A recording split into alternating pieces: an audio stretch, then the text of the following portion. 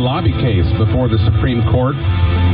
CNN's Carol Costello in the Thursday edition of CNN Newsroom went ballistic about Hobby Lobby having the gall to object to funding abortifacients that lead to the deaths of children in the womb. We'll feature an attorney from the Liberty Institute.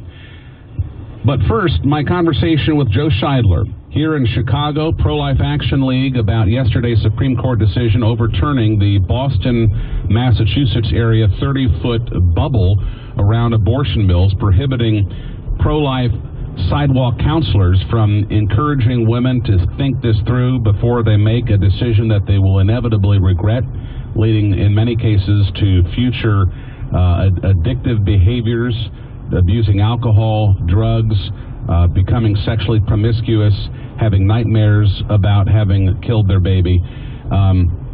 Joe Scheidler, how would you size up the impact and the import of this pro-life victory yesterday from the Supreme Court? Victory, because if they can do it in Massachusetts, we can drop these bubble zones and zones that have prohibited people to talk to other people all over the country. Here in Chicago, we have a bubble zone that's 50 feet and then 8 feet around the mother going in for the abortion, and it's bothersome. And they have them, I called Jeannie Hill just a little while ago. There's a possibility that they will go again to the court on the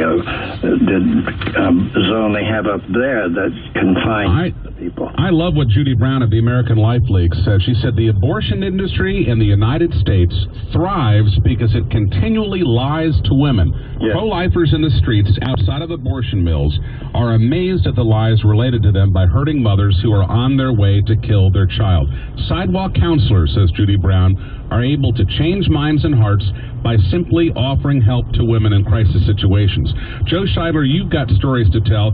I've got stories to tell of the pro-life activists who have been sidewalk counselors for decades, ever since the Roe v. Wade decision was handed down in 1973, because of their willingness to offer financial help, emotional help, spiritual help, physical help.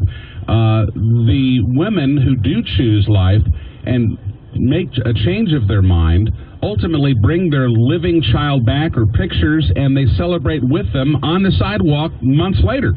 Yes, at the counseling center near the abortion clinic we go to, they have a Christmas party, and they have the mothers and the children from that year, and they always have a big crowd, and here are the little kids, babies basically, that were saved as the mother was going into the abortion facility.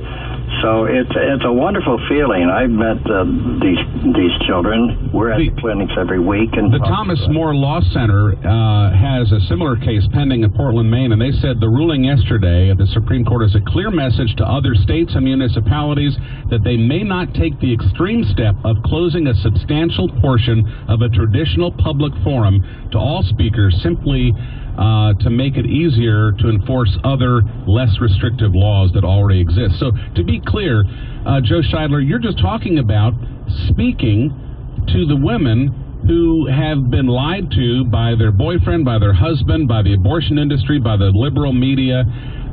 One last effort to have a conversation, to give them a piece of literature, to encourage them to choose life.